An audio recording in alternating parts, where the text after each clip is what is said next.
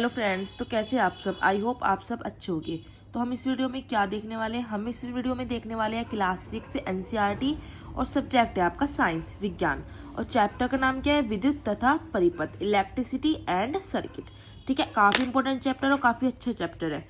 ठीक है, इससे जो पहले के चैप्टर है वो ऑलरेडी मैंने करा दिया। आप मेरे चैनल पर जाकर प्लेलिस्ट चेक कर सकते हो। जो भी स्टूडेंट यूपीएससी पीसीएस या अदर कॉम्पिटेटिव एग्जाम की प्रिपरेशन कर रहा है, तो आपको पता है साइंस के क्वेश्चन आजकल कितने टफ आने लगे और एनसीईआरटी पढ़ना सबसे ज़्यादा जरूरी होता है। ठीक है, तो चलिए स्टार्ट करते हैं चैप्टर को, विद्युत तथा परिपथ। सबसे पहले हम देखेंगे विद्युत किसे कहते हैं, इलेक्ट्रिसिटी। तो इलेक्ट्रिसिटी क्या होती है, वो एक प्रकार की एनर्जी होती है, एक प्रकार की ऊर्जा होती है जो इलेक्ट्रॉन के प्रवाह के कारण होती है। अब जो एनर्जी होती है ये हम क्या होता है, ये कहाँ से आती है, वायर्स के थ्रू आती है। वायर्स के थ्रू हमारा बल्ब कैसे जल जाता है, तो वायर्स के अंदर क्या होते हैं, फ्री इलेक्ट्रॉन्स होते हैं। ठीक है, इलेक्ट्रॉन्स के कहानी क्या होती है, ये जो है उसके कारण इलेक्ट्रिसिटी उत्पन्न होती है। अब पदार्थ में अगर इलेक्ट्रॉन का प्रवाह हो रहा है, मतलब करंट फ्लो हो रहा है, तो वो कहलाते हैं विद्युत के चालक। ठीक है, चालक को कहते हैं हम कंडक्टर, चालक को हम सुचालक भी कहते हैं, दूसरा नाम है, आगे मैं बताऊंगी आपको। पदार्थ में अगर इलेक्ट्रॉन का प्रवाह नहीं होता, अगर करंट फ्लो नहीं होता, करंट का फ्लो नहीं होता, तो हम कहते हैं विद्युत का उसे कुचालक या कहते हैं अचालक, इंसुलेटर या नॉन कंडक्टर। विद्युत ऊर्जा का अब उत्पादन होता कैसे है, इलेक्ट्रिसिटी बनती कैसे है, तो जल शक्ति का प्रयोग करके बड़े टरबाइन को चलाकर जो है इलेक्ट्रिसिटी उत्पन्न की जाती है। पवन ऊर्जा का उपयोग करके की जाती है। ये बड़े बड़े पैमानों पर होता है, ये आपको बड़ी क्लास में जाकर समझ आ जाएगा। ठीक है, जब आप आगे आगे एनसीईआरटी पढ़ोगे आपको ये भी मैं समझा दूंगी, तो आपको समझ जाएगा इलेक्ट्रिसिटी क्या है, एक प्रकार की ऊर्जा है जो क्या होता है इलेक्ट्रॉन के प्रवाह के कारण उत्पन्न होती है। अब बात करते हैं विद्युत सेल, जो आपका सेल जो रिमोट में यूज होते हैं या फिर भी कोई टॉय वगैरह होता है उसमें आप सेल लगाते हैं, अलार्म घड़ी में सेल लगाते हैं। तो सेल कुछ इस प्रकार का होता है। ठीक है, मेन चीज क्या है, इसमें एक पॉजिटिव सिरा होता है, एक नेगेटिव सिरा होता है। तो विद्युत सेल का उपयोग विद्युत स्रोत के रूप में अलार्म जो घड़ी होती है, कलाई की घड़ी मतलब जो हाथों में बांधते हैं हम, रेडियो, टॉर्च, इन सब युक्तियों में क्या है सेल का उपयोग करते हैं। विद्युत सेल क्या होते हैं, विद्युत सेल की एक और क्या होती है, धातु की टोपी होती है जो पॉजिटिव होती है, और एक तरफ क्या होता है धातु की एक डिस्क होती है जो नेगेटिव होती है। विद्युत सेल में रासायनिक पदार्थ होते हैं। अब इसमें क्या होता है, इसमें जो केमिकल्स भरा रहता है कुछ, जिसके कारण क्या होता है, जिसके कारण जो है कोई भी हमारा रिमोट, कोई भी जो युक्ति है वो चल जाती है, जो ऊर्जा उत्पन्न करते हैं, क्योंकि ये रासायनिक पदार्थ। लेकिन जब ये रासायनिक पदार्थ क्या होता है, समाप्त हो जाता है, हम कहते हैं ना सेल खत्म हो गया, तो क्या होता है ये जो है विद्युत देना बंद कर देते हैं। तो विद्युत सेल के बारे में आपने क्या पढ़ा, इसका एक सिरा कैसे होता है, ऊपर धातु की टोपी होती है जिसका पॉजिटिव सिरा कहते हैं, एक होती है नेगेटिव। तो इसमें क्या होता है, रासायनिक पदार्थ होता है जिसके कारण ऊर्जा मिलती है। अब आ जाते हैं हम बल्ब पर। तो बल्ब का हम आंतरिक दृश्य देखते हैं थोड़ा। ठीक है, थोड़ा सा मैंने बल्ब ऐसे बनाया है। ये क्या है, यहाँ पे बल्ब के तंतु है ये अंदर दो। ठीक है, ये इसका बल्ब का आधार होता है। ये इस पे यहाँ पे एल मतलब एल्यूमिनियम, एल्यूमिनियम आपको पता है कि एलिमेंट है, तो एल्यूमिनियम की टोपी लगी होती है। यहाँ पे जो ये ब्लैक कलर का, यहाँ पे चमड़े होते हैं, जो यहाँ पे दो टांके जस्ते के टांके होते हैं। और बल्ब के आपने नीचे कुछ इस तरह संरचना देखी होगी, तो पॉइंट निकले रहते हैं, इनको कहते हैं हम क्या, टर्मिनल। और यहाँ पे बराबर में पिन लगे रहते हैं। ठीक है, तो बल्ब के बारे में पढ़ लेते हैं। प्रकाश उत्सर्जित करने वाली पतले तार को तंतु कहते हैं, ये वाला। ठीक है, ये तंतु है जहां से क्या निकलता है, जहां से प्रकाश निकलता है। तंतु दो मोटे तारों के बीच लगा होता है। आप देख सकते हो दो मोटे तारों के बीच क्या है, तंतु, फिलामेंट। ठीक है, तंतु को क्या कहते हैं, फिलामेंट लगा होता है। एक मोटा तार बल्ब की सतह पर धातु के ढांचों से जुड़ा होता है और दूसरा मोटा तार यहाँ पे आधार केंद्र पर पिनों से जुड़ा होता है। ठीक है, बल्ब के आधार पर देखिए तो धातु का ढांचा, धातु की नोक और बल्ब के दो टर्मिनल होते। बताया गया है कि बल्ब पर क्या क्या है, धातु का ढांचा है, धातु की नोक और बल्ब के दो टर्मिनल है।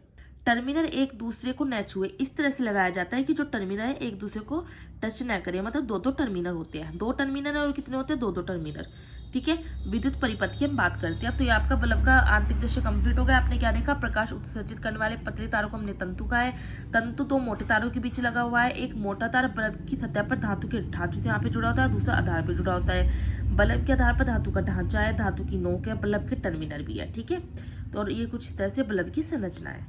अब आ जाते हैं विद्युत परिपथ। परिपथ मतलब सर्किट। अब सर्किट बनता कैसे है, सबसे पहले जानते हो परिपथ कैसे किसे कहते हैं, तो विद्युत धारा मतलब जब करंट फ्लो होता है, तो विद्युत धारा के निरंतर और बंद पथ को विद्युत परिपथ कहते हैं। जब क्या होता है, करंट का फ्लो होता है लगातार। ठीक है, विद्युत परिपथ जब बनाते हैं तो उसमें क्या क्या होता है, विद्युत उपकरण होता है, जैसे बिजली स्रोत होने चाहिए, तार होते हैं जो एक स्विच की मदद से जुड़े रहते हैं। अब आपने घर की बात कर ली, अपने घर में, आपके घर में क्या होता है, स्विच होता है ना, स्विच ऑन ऑफ करते हो, स्विच ऑफ करते हो तो लाइट बंद हो जाती है, स्विच ऑन करते हो तो क्या होता है, बल्ब जल जाता है। अब स्विच और बल्ब में ऐसे क्या कनेक्शन है, वायर से जुड़े होते हैं। ठीक है, तो ये हमने मान लीजिए हमने एक परिपथ बनाया, यहाँ पे बल्ब है। अब ये बल्ब कैसे जलेगा, जब इसको धारा मिलेगी। देखिए धारा कहाँ से आ रही है, यहाँ से आ रही है, सेल से। ठीक है, मैंने बताया एक सेल का पॉजिटिव सिरा होता है, एक नेगेटिव सिरा होता है। ठीक है, बैटरी लग रही है यहाँ पे सेल ये, यहाँ पे क्या है, ये स्विच है, धारा कुंजी जिसको हिंदी में कहते हैं। स्विच ऑन किया हमने तो बल्ब जल गया, स्विच ऑफ करेंगे तो बल्ब नहीं जलेगा। और यहाँ पे क्या लग रहा है, ए मतलब अमीटर। अमीटर क्या कर रहा है, ये हमारी जो धारा है, ठीक है, उसको क्या करता है, उसको मापता है। तो ये पूरा एक परिपथ बन गया। तो विद्युत धारा के निरंतर, और या निरंतर मतलब जिसमें धारा फ्लो हो रही हो, या हमने स्विच बंद कर दिया या धारा बंद कर दी, तब भी क्या है, तब भी तो एक परिपथ है। तो उसके बंद परिपथ को भी, या निरंतर धारा बहने वाले को भी क्या कहते हैं, परिपथ कहते हैं। परिपथ में जो है सेल लगी होती है, धारा कुंजी, अमीटर, बल्ब लगा होता है।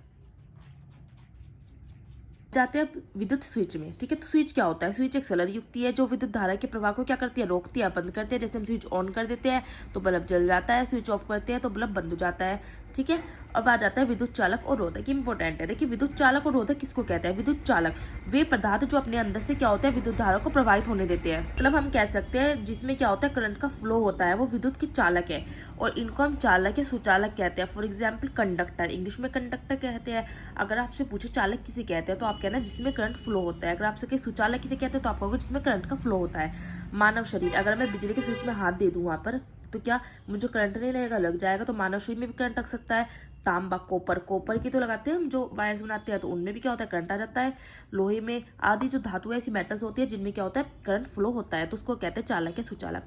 अब रोधक किसे कहते हैं, कुछ पदार्थ जिसमें करंट फ्लो ही नहीं होता। जैसे लकड़ी में करंट फ्लो नहीं होता, रबड़, प्लास्टिक, इनमें करंट फ्लो नहीं होता। तो ये क्या है, विद्युत रोधक है, जिसको हम कहते हैं कुचालक या अचालक।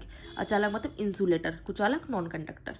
ठीक है, अब आपसे कहीं कुचालक किसे कहते हैं, आप कहोगे जिसमें करंट का फ्लो नहीं होता। अचालक जिसमें करंट का फ्लो नहीं होता। ठीक है, अब ये चैप्टर हो जाता है आपका कंप्लीट। आई थिंक आपको समझ आ गया होगा। मैं स्टार्टिंग से दिखा रही हूँ आपको क्या करना है, वीडियो को पॉज करना है और अच्छे से नोट्स बना लेने हैं।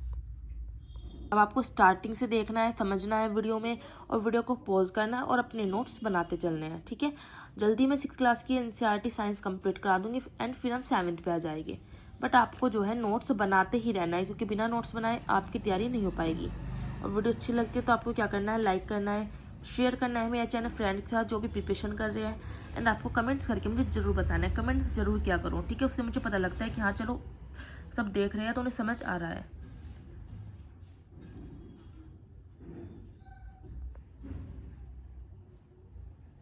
चलिए मिलते हैं अब हम नेक्स्ट वीडियो में नेक्स्ट चैप्टर के साथ।